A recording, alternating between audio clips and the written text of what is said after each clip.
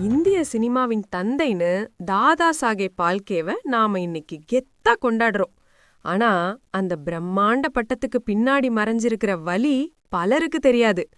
இவர் வெறும் சினிமாக்காரர் மட்டும் இல்ல, ராஜா ரவிவர்மா பிரஸ்ல ஓவியரா, சிற்பியா, ஏன் பிழைப்புக்காக ஒரு மேஜிக் கலைஞரா கூட இருந்திருக்காரு.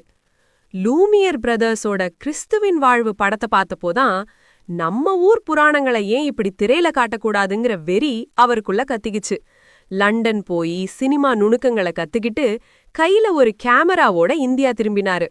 ஆனா நடிக்க ஆள் இல்ல, ஆண்கள் தான் பெண்களா நடிக்கணும். அதுக்காக மீசைய எடுத்துட்டு ஆண்களை சேலை கட்ட வச்சு சமையல் செய்ய வச்சு பழக்கினாரு. இயக்கம், கேமரா, எடிட்டிங்னு எல்லாமே இந்த ஒத்த மனுஷன்தான். பார்வை மங்கினாலும் லட்சியத்தை விடல. மனைவி சரஸ்வதி பாய் தன் நகைகளை கழட்டி கொடுக்க வீட்டு சாமானங்களை வித்து இந்தியாவின் முதல் படமான ராஜா ஹரிஷ்சந்திரா உருவானுச்சு. பணம் அச்சடிக்கிற நாசிக் நகரத்துல வறுமையில மறைஞ்சாரு பால்கே. இன்னைக்கு நாம பாக்குற கலர்ஃபுல் சினிமா அன்னிக்கு அவர் பட்ட கஷ்டம்தான். அந்த மகா கலைஞனை இன்னைக்கு மனசார நினைச்சுப்போம்.